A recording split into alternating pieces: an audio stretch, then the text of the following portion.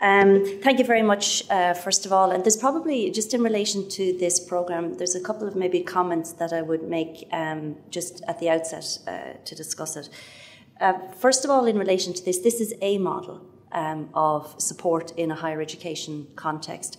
There are other also very effective models. I think perhaps what Suzanne and I want to do is maybe to take you through a conversation about why we did what we did, what the outcomes of it are, and what the student experiences of it, and certainly maybe where we want to take it. The other thing that I would say is that the third level sector, as we know, is a highly elite sector, particularly in relation to the university sector. And so the supports that we have been able to develop have been funded, as the Minister said earlier, by using the Fund for Students with Disabilities. And that is not available to primary or second level or some other sectors. And so it's important to remember that we're working in very elite institutions with very significant resources. I was very interested in what Emma had to say in relation to mental health and diversity, and certainly the experience for us in our institution is that mental health is also inextricably connected to poverty. And so when you have a very diverse student body, for many of our students who are coming, some of them from very fractured and difficult backgrounds at a whole variety of different ages, almost I'm constantly surprised myself that people are surprised by mental health. How would you not have a high incidence of mental health for many of those students?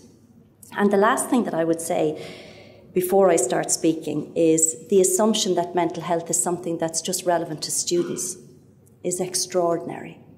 That in some way, that for many of us as professionals, as teachers and as educators, that we expect only to see mental health in students and in children.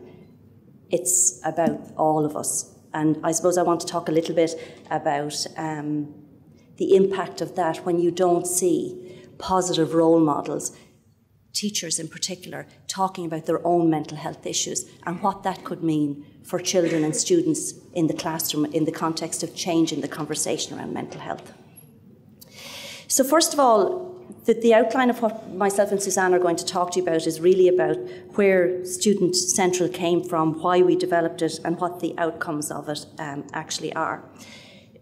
What I would say to you is I actually remember when Student Central developed, and it wasn't called that, and we weren't working with the National Learning Network at that time.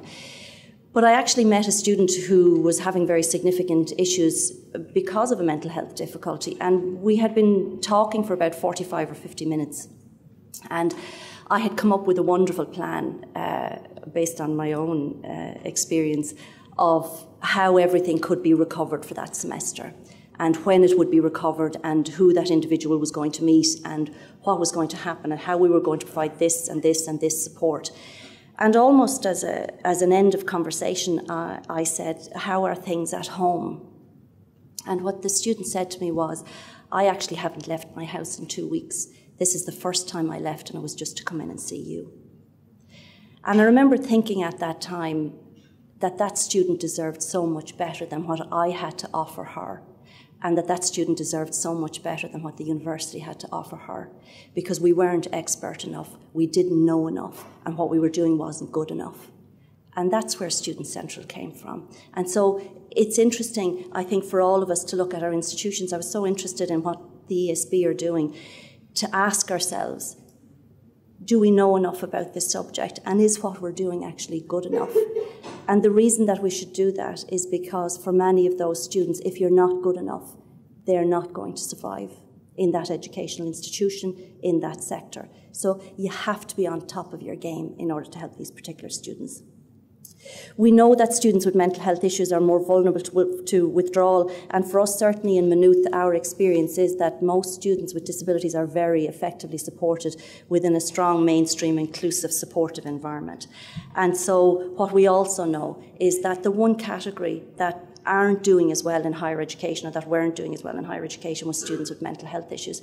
And there was almost an acceptance that those students would be lost, that they would struggle, that they couldn't be supported, or that they would come in and out of college at different times, and that it would take them an extensive period of time in order to complete their programme of study.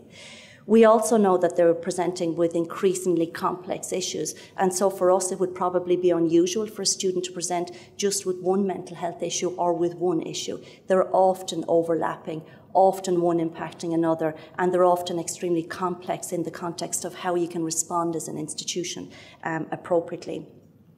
The third major issue for us is the significant increase in the number of students.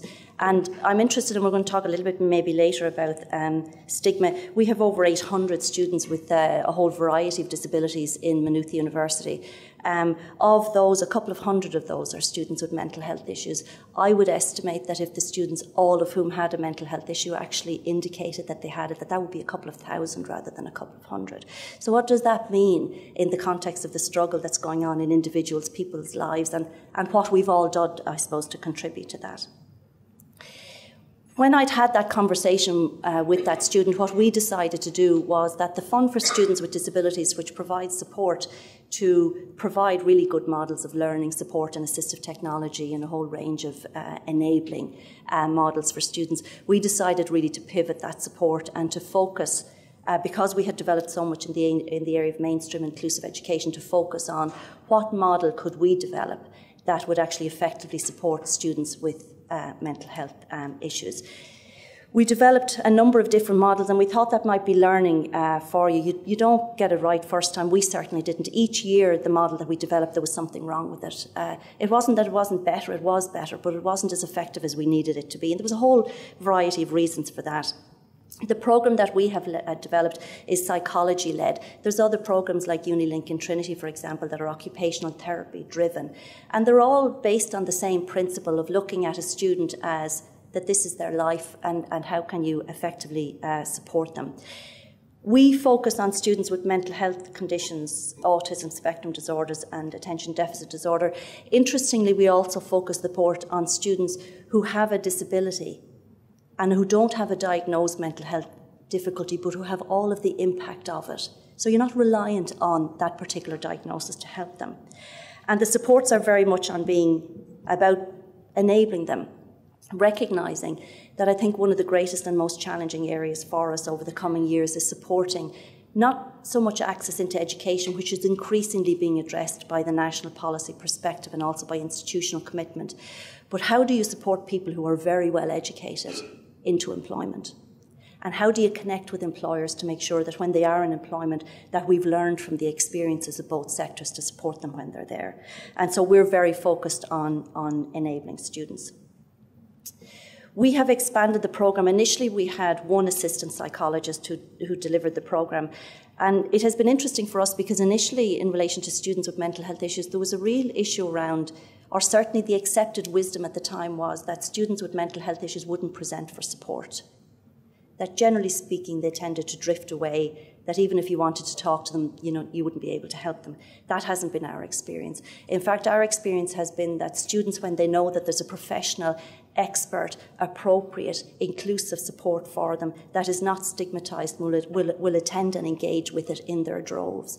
And so we expanded to provide 2 assistant psychologists, and because we had a campus in Kilkenny, the way that the programme is developed, we were also able to extend that and to expand it by linking with the National Learning Network to provide that psychologist in Kilkenny.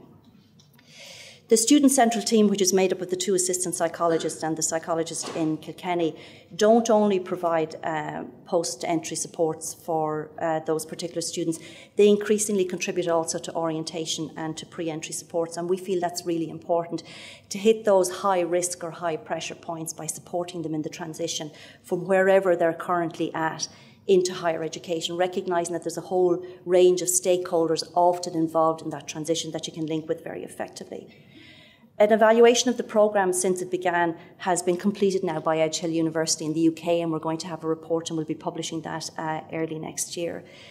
The outcome from that is that this is a really strong model of good practice, and that there's a real opportunity to develop stronger engagement and to seek opportunity to expand to the full student population and indeed to staff. And we think that's really critical, and I'm going to talk to you about that a little bit later. Suzanne is going to take you through the science bit, and then I'm going to come back to you, because I'm Aunt or I'm not sure which one I am. So my name is Suzanne McCarthy, and thank you, Rose, for introducing, where Student Central originated from. I'm going to take you through, I suppose, as Rose called it, the science of what is Student Central, what is the actual model. So I suppose our remit was to provide academic support to this specific cohort of students who fall into those categories, as Rose said, around mental health, ASD and ADHD. And so at the beginning, when we meet with students at the start of the year, we start by carrying out a very comprehensive needs assessment with each of the students. And that looks at, it identifies their strengths as well as their needs. It looks at what things worked well for them in the past and maybe things that didn't work so well. And then to be able to come up with a new plan, I suppose a little bit like an IEP, an individual education plan, that will take them through their journey through college. The supports then are identified with the student at the centre of the process. So they're, it's about them. It's very person-centred. They're able to explain, and I suppose that's the joy of working with students in this age range, is that they're able to very elaborately explain what they feel will work for them, and we take it from there. We put the supports then that are identified in place, and they might be things where we're linking in with the exams office, with the academic staff, with assistive technology, and then the students are invited to attend the Student Central service for whatever number of times they feel they need, or what we would recommend for them. So some students will decide that they don't need that level of support, that they're able to manage themselves. Other students will say, that they really need to link in quite regularly, and other students might just need 1 or 2 sessions with the assistant psychologist to get them kind of started, get them used to college life and some of the tools that they need to get through their course. So it's very unique to each individual. They decide how many times they come. It's not a prescriptive, you can come for 5 times and then that's it, that's all you're allowed. It's dependent on each individual. And the assistant psychologists are supervised by myself on a weekly basis, so that's kind of more formal supervision, but they have access to that support whenever they need it. So as issues arise, and they do, particularly around this time of the year and leading up to exams and that kind of thing, the assistant psychologist might need that additional support from myself. And then I also have access to a whole team of psychologists within the National Learning Network and occupational therapists as well. And then we have monthly review meetings with the staff in the Disability and the Access Office in Maynooth, where we're working together to continuously improve the service that we're offering, and to just look at patterns in the service and recognise any issues that are arising and try and sort that out. So that's a very important part of the service, where the partnership with ourselves and Maynooth. So.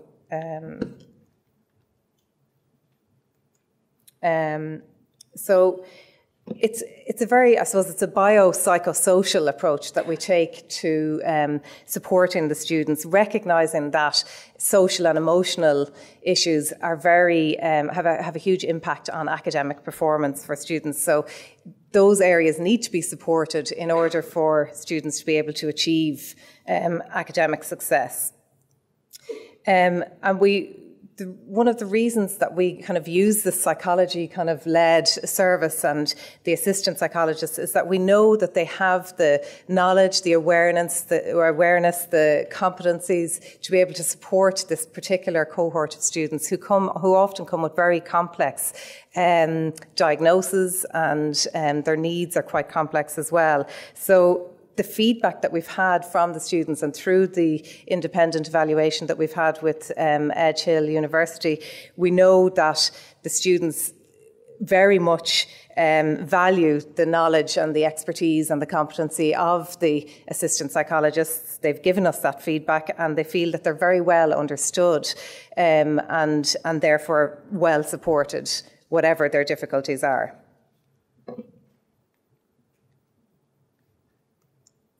So just, I suppose, some of the like approaches or some of the principles that we draw from are around, educational psychology. So looking at, say, for example, the constructivist approach where the student is at the centre and very actively involved in the process in their learning process.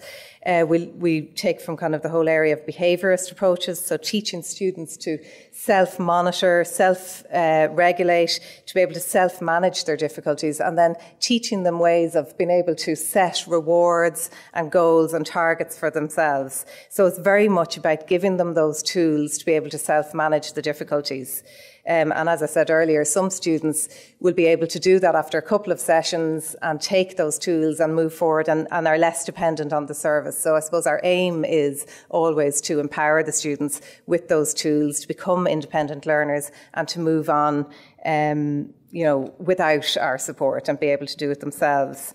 The humanist side, I suppose, that's been come out very strong in some of the previous presentations around, that sort of sense of belonging. So I suppose what we find is that the students, they may be able to manage academically, but they don't feel that they're fitting in, or, they don't feel that sense of belonging maybe in first year, like the example that Anne gave of the student coming in every day, attending lectures, probably doing okay academically, but was very lonely and didn't have friends. So there's a huge amount of work that we do with students around that. And again, going back to that sort of biopsychosocial approach, if those areas aren't in place, so if there's social and emotional issues are not being met, then it's very hard for them to achieve academically. And then, the social learning theory aspect of it. So teaching students to be able to work with other students and to be able to, develop study groups or to work collaboratively with students, because we know that that sort of peer-to-peer learning is very effective as well. So just some, just to continue, I suppose, with the type of approach, I suppose during that needs assessment process, it's about gathering as much information as we can about the individual from different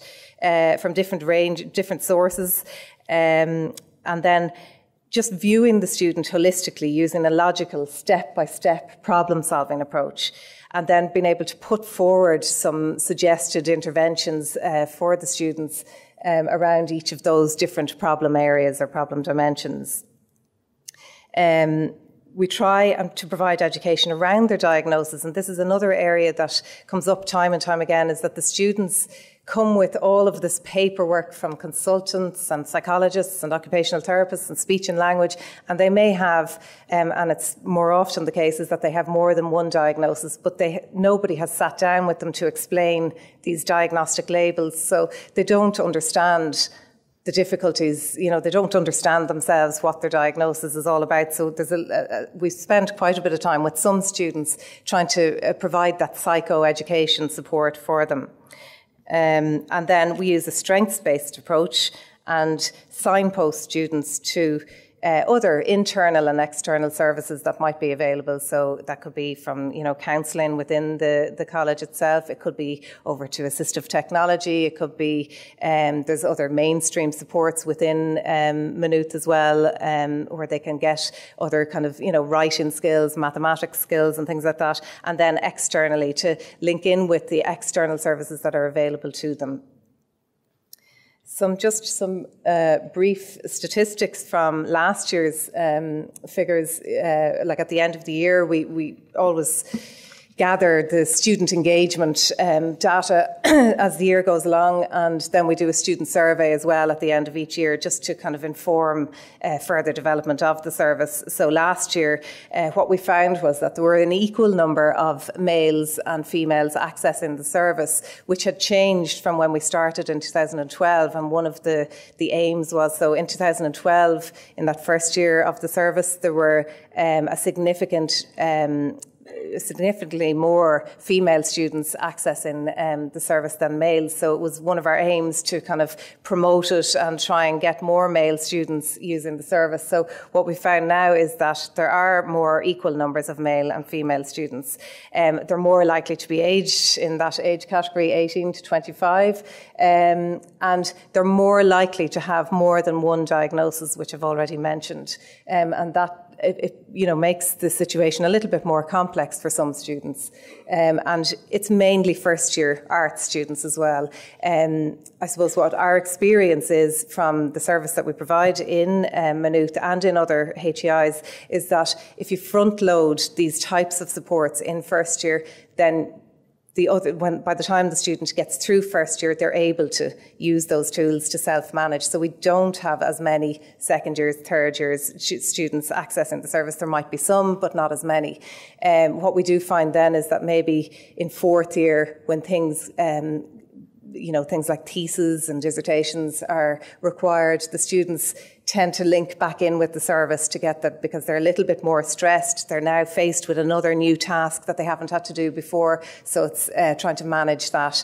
And it's a good opportunity for us to link back in with the students before they're transitioning on from education into employment, and to be able to remind them that the tools that we have taught them in higher education can be used in the world of employment as well. Lots of them are very transferable skills. Okay, and then finally from me, it's just around the outcomes, I suppose, and I've mentioned some of these already, is that the students, our aim is to empower the students to become more independent in their learning, to be able to prepare them for the world of work, that they're more prepared for post-college life, and to be able to self-advocate as well. And then just improved academic achievement. So on that note, I'm going to hand back to Rose just to kind of conclude on all of that and see how this can be transferred maybe into employment as well. Okay, thank you.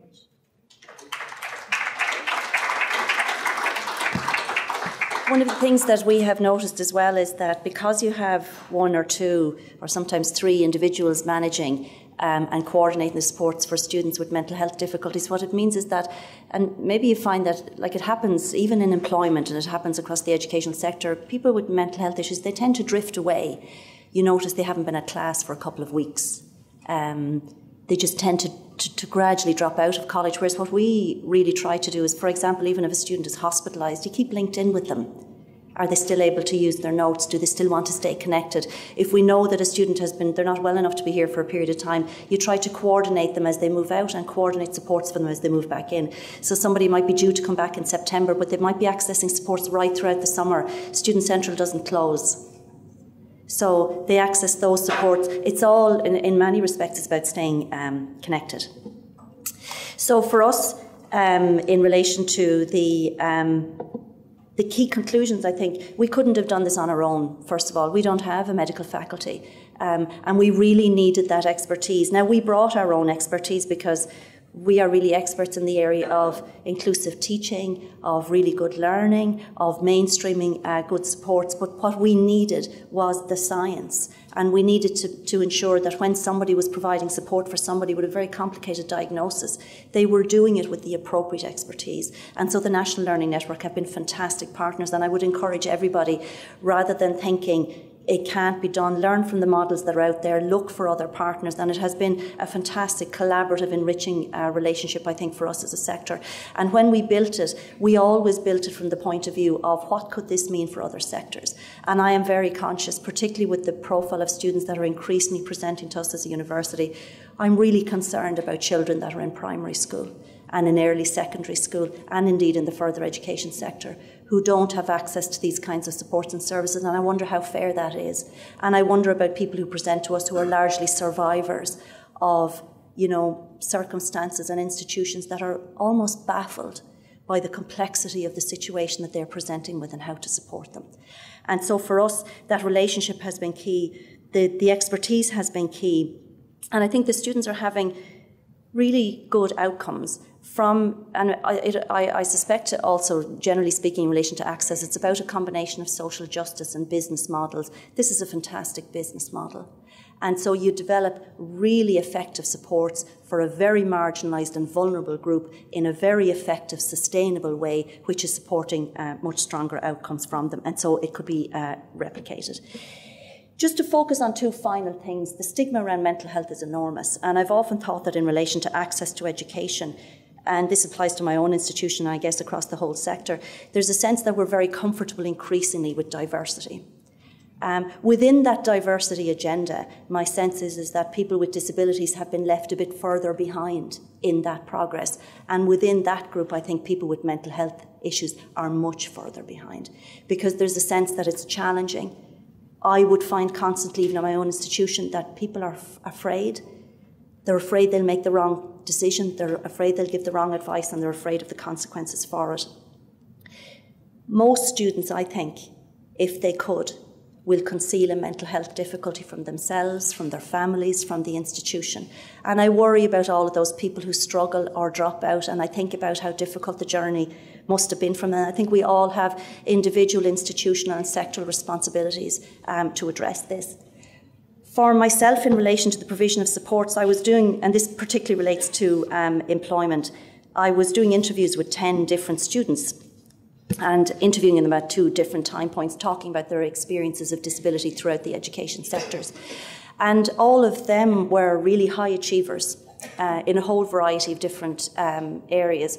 And I asked each of them at the end, in relation to employment, where were they going, what were they going to do, and would they disclose that they had a disability?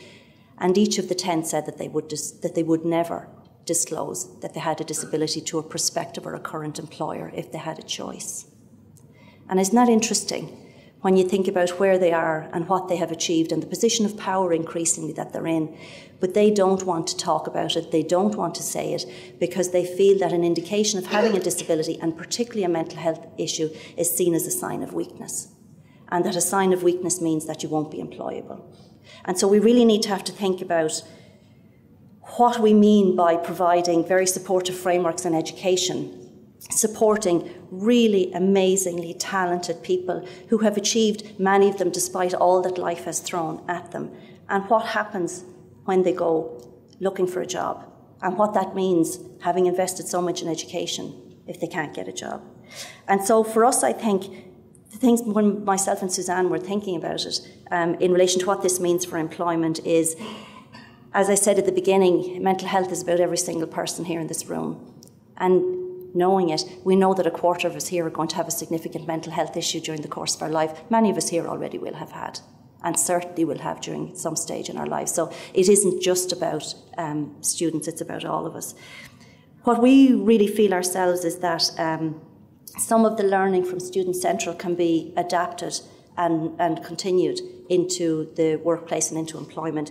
Supporting transitions is key, and we would love to work with employers increasingly around supporting our students into employment. In the same way that the first year is key for students to engage with Student Central, if students with mental health issues can be supported in the first year in employment, into an employment and in that first year, and if they can be shown and be provided with really expert supports in employment, they can be retained and they will be successful and they will show you just how brilliant they are and what they can do. The other thing I think that we would flag is the importance of role models. And I was at an event in my own institution where 10 students just stood up. It was a bit like speed dating, only the other way around. And they had kind of like 4 or 5 minutes just to talk about who they were. And all 10 had disabilities. And they just spoke just for 5 minutes about who they were and where they had come from and what the disability had impacted on their lives and where they were at. And it was such an empowering experience for me to hear people speaking so freely about something which is so personal. But imagine yourselves, any single person in this room, imagine going to your line manager and saying, I have a mental health issue. How personal, how difficult, how challenging that would be, knowing perfectly well that many employers don't understand mental health and don't have the appropriate supports for you. So, I suppose to think about it in that context, and I don't know that I've ever seen a panel of 10 teachers standing up and saying, I'm a teacher and I have a mental health issue. In fact, my suspicion is that there's a belief within the teaching profession that nobody has a mental health issue amongst teachers. From my own personal experience, diagnosed or not, I can tell you that's not the case. But I think it's so important that we see these powerful role models destigmatising mental health and talking about how you can be powerful, how you can be enabled, how you can be a high achiever in a whole variety of different backgrounds with a mental health issue, and to have those high expectations of people, because given the right supports, given the right approach, given those high expectations, they will just bring an enormous value to your institution and to your organisation. Thank you very much.